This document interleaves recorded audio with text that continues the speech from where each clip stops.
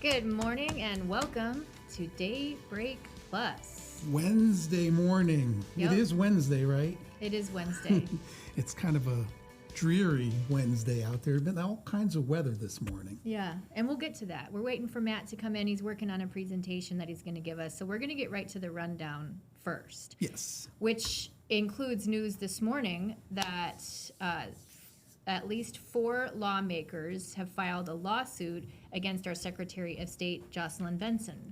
These are 4 black employees who say that they're I misspoke, not lawmakers. They're employees. In the Department of State. They say they were denied pay increases and promotions. They said there was a hostile work environment.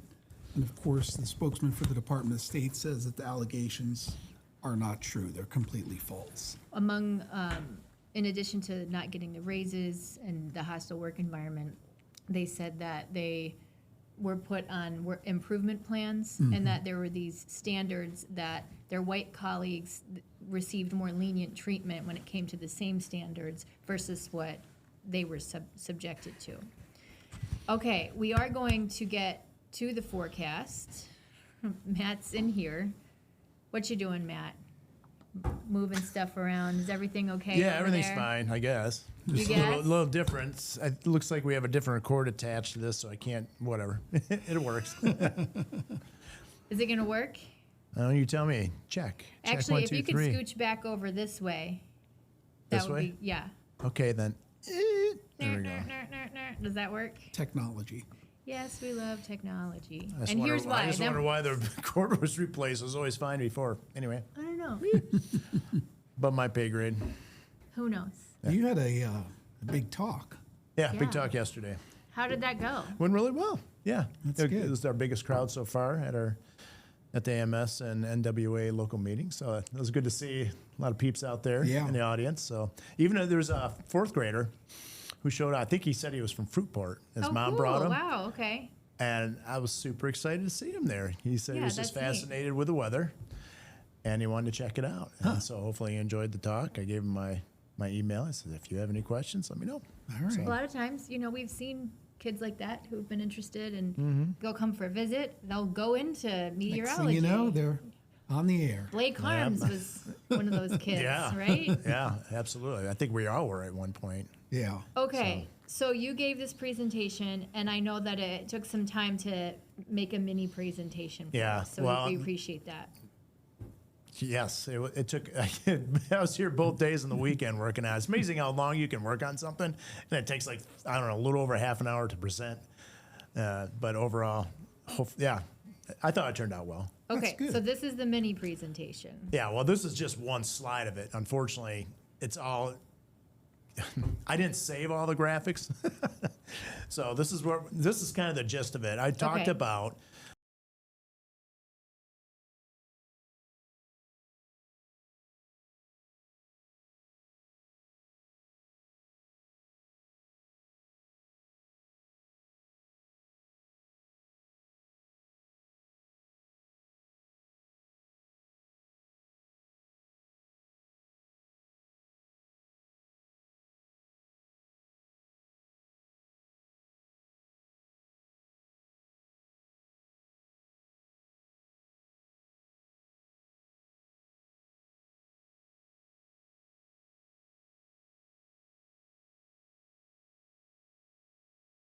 The sound wave, the shock wave, went around the Earth 4 times. It was the equivalent of, the scientists say it was the equivalent of the strongest bomb ever detonated in the world, and which was the Tsar bomb in Russia in 1961. And that was 3,300 times larger than the bomb dropped on Nagasaki and Hiroshima. They'll try to. Wow. That's interesting. That's amazing. The lightning that this thing produced, and I don't know if you know this, but volcanoes can produce lightning when their ash clouds get sufficient height. This ash cloud actually went through not just the troposphere, which we are within. It went through the stratosphere all the way through the mesosphere, 36 miles high. Wow. That's 6 Mount Everest. And this was just in 2022. This was just in 2022. Wow. Okay. So one of the reasons why it wasn't really, very few people knew about it, and I think some of it had to do with COVID, but some of it, there were hardly any fatalities with it, and it was in such a remote region. And I didn't have a little picture there, but it's basically way in the southwestern parts of the Pacific. Just because of the location of it? Yeah, pretty much. There's some other reasons, but I'm not going to get into it. Okay. Do you want to see that more close up? Sure.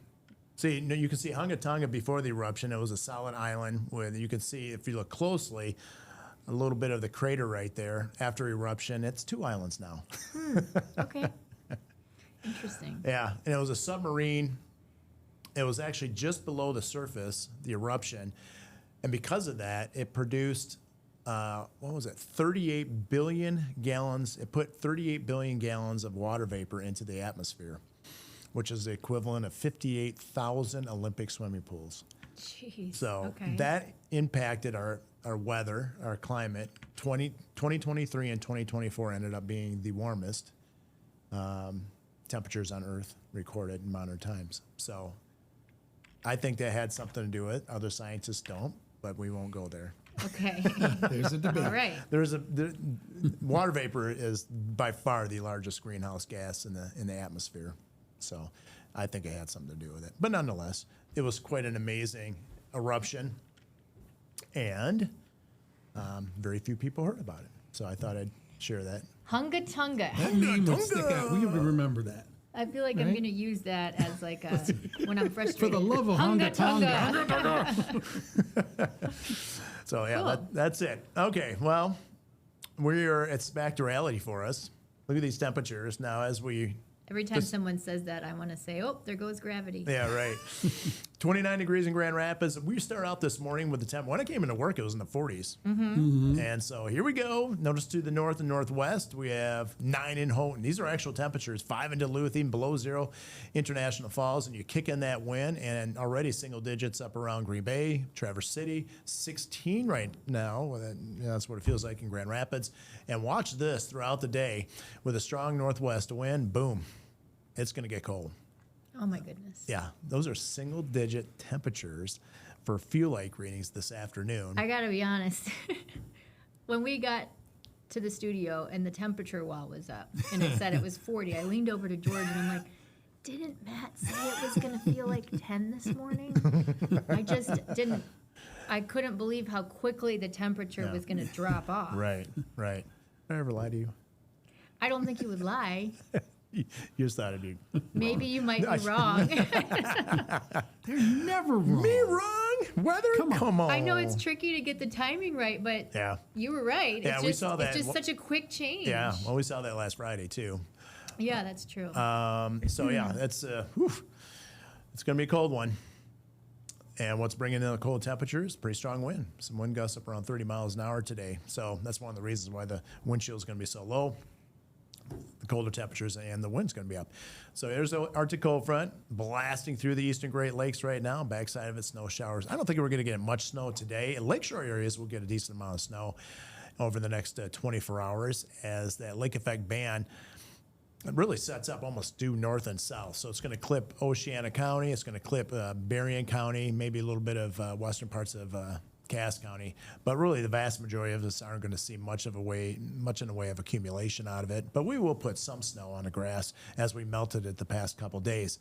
Now tonight, I actually think we're going to see a fair amount of clearing in inland areas, and that will result in some sunshine, I think, tomorrow morning during daybreak, which is pretty nice. And then the clouds will come in as the wind shifts out of the southwest, so that's going to bring the remnant lake effect in a little bit. It will die out as it moves inland, and it will bring in some clouds.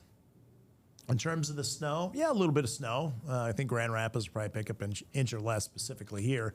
But you can see just the fickle nature of the lake effect, how it just really depends on the orientation of the wind. So again, it's just going to clip extreme western parts of Oceana County and also Berrien and western parts of Van Buren and Cass with about, looks like 3 to 6 inches of snow. Because of that, winter weather advisories, and we have warnings for Berrien and Cass. And this is until tomorrow. Yep, until tomorrow, 7 a.m. For the advisory, until 1 for the warning. it's a bane of my contention because the National Weather Service in Indiana controls our southern counties. So sometimes the National Weather Service in Grand Rapids won't coordinate with Indiana or North Webster. And so they'll have different end times for the same event. They'll have, Oh, that's so weird. yeah, it's so frustrating. So Anyway. you have to deal with two different offices. Yeah.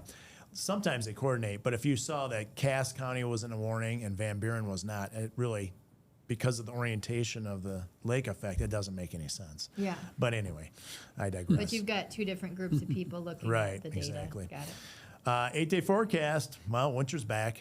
Lots of snow there. Lots of snow, and whenever you see those percentages up there, Yeah. about 50%, that means more than likely shovelable snow. Another system now on Thursday, it's just at the lakeshore. I think that it's going to be snowing. The rest of us will be actually enjoying some sunshine. Okay.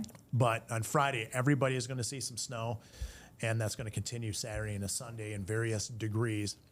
And then next week, more snow, more cold. Actually, it's the coldest temperature so far this season.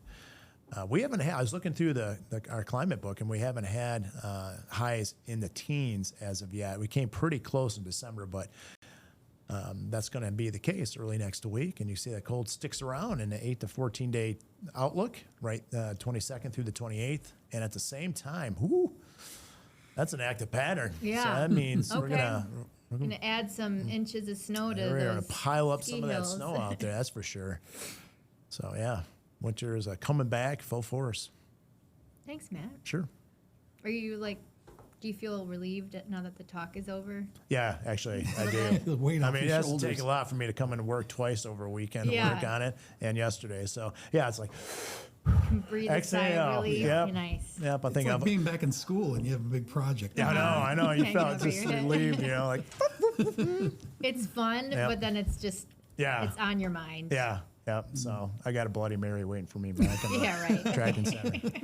No, just Well, thank you. sure, of course.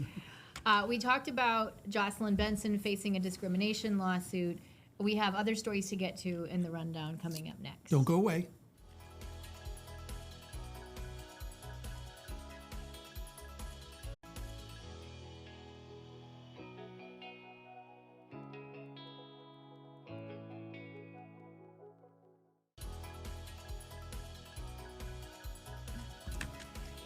We're back to Daybreak Plus now on a Wednesday. And we've got an update on the Grand Rapids noise ordinance. Yeah, so we talked about this noise ordinance update that they were going to ban noise above a certain decibel near healthcare facilities. And last night, Grand Rapids City Council members did pass that ordinance. It was a 4-3 vote, and basically they can no longer have this megaphones or loudspeakers outside of healthcare facilities, and this was specifically regarding the Planned Parenthood facility on Cherry Street, where there are always anti-abortion protesters outside demonstrating. That seems to be what inspired it, although the council members who voted for it said that that was not their only consideration, because the people who wanted to preserve the noise ordinance the way it was said, you're attacking our free speech, that this is about an issue versus a noise level. But the council members, including the mayor, who voted to pass it, said that they're thinking about far beyond this one facility. Here's what the mayor said after casting the tie-breaking vote. I am convinced that this is something which will, on balance, address concerns of the community in general about rights to peace and quiet, and it's not simply people at healthcare facilities, but the people around those healthcare facilities. Also this morning, U.S. Senator representing Michigan, Elissa Slotkin, has confirmed that she is under federal investigation having to do with this video that she and several other lawmakers who are also veterans made. She found this out from the U.S. Attorney Janine Pirro in Washington, D.C. Pirro's office has not commented on this, but this is Now, the second Democrat who's been targeted because of this video. Yeah, U.S. Senator Mark Kelly from Arizona has already filed a lawsuit against Pete Hegseth and the Pentagon over trying to censure him and demote him, take away his rank. So there's a lot that has to play out in the courts on both sides in terms of the investigations and then the lawsuits over the investigations and over the efforts to punish these lawmakers for making this video, which told current military members that they do not have to follow unlawful orders. Okay, today's the day for several meetings to start. So there'll be 2 today, 2 tomorrow, all over these empty buildings in Grand Rapids Public Schools. Public schools, part of the Reimagine plan, and David Horak has a little update. Good morning, Teresa and George. This is actually part of a broader plan that was actually approved by voters. Grand Rapids Public Schools moving forward with plans to repurpose the closed Stocking and Alexander elementary schools. That effort follows the district's Reimagine plan and that voter-approved $305 million bond aimed at reducing excess building capacity. Grand Rapids Public Schools plans to issue a request for proposals in a couple of weeks with site tours scheduled for the following week. Proposals are due April 1st and district leaders expect to shortlist developers before the end of that month. They then hope to get the properties under contract by May 1st. GRPS says the process is designed to align the future use of these properties with district priorities and community needs. Now, your input could help shape how the district will repurpose Stocking and Alexander. The meetings for Alexander Elementary are today at noon and 6 at the GRPS Administration Building on Martin Luther King Jr. Street. Stocking Elementary's meetings will follow suit tomorrow at those same times, noon and 6 p.m., but those will be inside the Stocking School Gym over on 7th Street. Now, these 2 former schools are the first to undergo these redevelopment processes after the bond passed in 2023, and then after that bond passed 3 years ago, the Board of Education for Grand Rapids Public Schools then chose to close 10 schools in total. Teresa and George? Thank you, David. All right, that is the rundown for this morning. We have exciting things ahead. Celebrity birthdays and a couple other things. We'll be right back with more Daybreak Plus.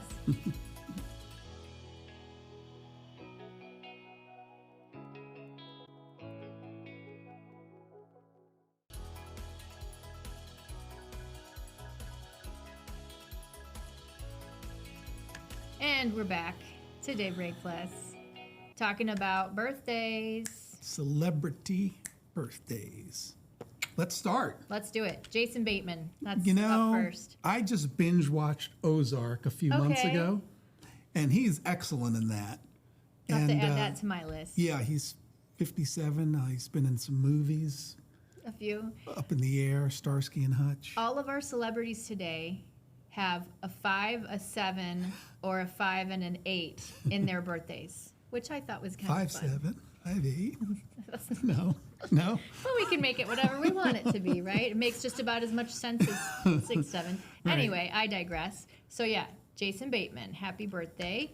Also, LL Cool J is 58. Ladies love Cool James. That's what it stands for. I never knew that. Yes. Have you always known that? For longer than I probably should have, but yes, I did know that. I guess I never thought about what it stood for. I just assumed it was... That's what they say. Other names. But Rap star and actor, love Cool 58. James. Okay. Ladies love Cool James. I do love LL Cool J. There you go. Dave Grohl, 57 today. I did not know this, that he was the drummer for Nirvana, and then he started his own group, Foo Fighters. Yep, the Foo I didn't know Fighters. that. So I lived in Buffalo for a few years, and they have Dave Grohl Way there because he's from the area. From that area, Yeah. Okay. Big Dave Grohl fan. So you were up on your He's up on my Dave Grohl Grohl history. Okay, this next birthday is the inverse of LL Cool J's age. Faye Dunaway is 85 today. 85 years old. Happy birthday. Great actress. Yeah. Chinatown, Bonnie and Clyde. Bonnie and Clyde, yeah. That's how I know her. Yes. Another actress, 58, the inverse of Faye Dunaway's age today. So I thought we should include Emily Watson because she was in Hamnet, which just won a Golden Globe. And I haven't And seen it. I haven't seen it yet either, but I would like to. And then I'm sure, the Golden Globes are a precursor for other awards, so we wonder if it'll get an Oscar. We'll A lot see. of 57s and 58s today. So I'm telling you, 5, 7, and 8. That's it. In Those are our every numbers. birthday. All right, moving on to On This Day in Michigan History. Up first, we have the Silver Dome. In 1977? I think that's right. The Pistons first played in the Silver Dome. In the Silver Dome. They had multiple homes. Known for, that's where the Lions played for a long time, right? Silver Dome? Yes, the Yeah. Silver Dome was a multi-purpose indoor facility. I actually marched there. Did you? State marching band competition was at the Silver Dome in 2002. Was it? Oh, yeah, it was in the spring, like winter after the New Year. so. Okay. Anyway, then they tore it down. But the Pistons played there for 10 years or less. And then they moved on to their new home, and now, of course, they have another new home. Another new home Little Caesars Arena. downtown. The Slice. All the big stadiums in Detroit are downtown now. That's the exciting Hockey, thing. baseball, basketball, football, they're all there. It's great. Yep. You don't have to go far. Okay, going farther back, though, we're going to go to 1913 in Battle Creek. So in southwest Michigan, heavyweight champion Jack Johnson. Arrested in Battle Creek back in 1913 for violating the Mann Act. Is essentially a racially motivated charge that forbids you from transporting a woman across state lines for immoral purposes. He was married to a white woman, which at the time was So that quite a was big deal. a sign of the times. Yes. 1913. Battle Creek. Pinball and Oberon. Those are our last words. Yes. The last words for Thursday morning. Want to start with pinball? Sure. The pinball party is going to be at Pyramid Scheme. from Pinball party at Pyramid Scheme. Pyramid Scheme, 4 to 8 p.m. Free. You can try free pinball games. All from ages. 4 to 8 p.m. I used to play a lot of pinball growing Really? up. I see. Yes. This is when we learn about George I was not Smith. a pinball wizard, but I was pretty good. Okay. I played a lot of pinball growing Maybe we up. should head on down to, Dude, wait, what is it again? Pyramid Scheme. Pyramid Scheme. Pyramid Scheme. It's made me think of the Who song Pinball Wizard. Yeah. Yeah. This when we did this story this morning. There's a few cool pinball places around West Michigan. I didn't know that. Kalamazoo, gosh, I'm blanking on the name of it. Shoot, now I'm mad at myself because it's not fair to mention it and not give the name Leave of it. us hanging. She's going to look it up quickly. Pinball in Kalamazoo. 20 different One Well machines. Brewing. I'm One sure Well anybody Brewing. who has Okay. gone there, they're screaming, yeah, One Well. It's One Well One Brewing. Well They have Brewing. a bunch of pinball machines Teresa. there and other games and stuff that are pretty fun. Okay, also in Kalamazoo, I brought up Kalamazoo for a reason. There you go. Nice We- segue. Yes. So Oberon Day, we always wonder when it's going to be. It's kind of the unofficial start to spring. Well, it's actually happening after the official start to spring. March 23rd, Oberon Day. It's a Monday. They'll have a lot of events. You can drink the beer. Taste the beer. Taste of summer. Oh, yeah. It's good times. I don't want to wish winter away. I know there are a lot of winter fans out there, but I won't mind when I'm not like it's coming. over winter yet. I don't know. Are you? Not yet. Not yet. It's early, But so- we're about to get hit this week. Ask I mean, me we're in a not week. even a full month into winter. Right. Ask me in a technically week how I'm speaking. feeling. After you've had to, well, you're flying this weekend, I right? am flying this weekend. Okay. Yeah. Then I'm flying next weekend. All right. Hopefully we both You're make it going to back. the sunshine. That's true. I'm going to the Big Just for a Apple. couple days. Thanks for watching. It's Wednesday. Have a have to great keep day out reminding there. myself of that. It I is keep forgetting Wednesday. what day it is. We'll be back again tomorrow.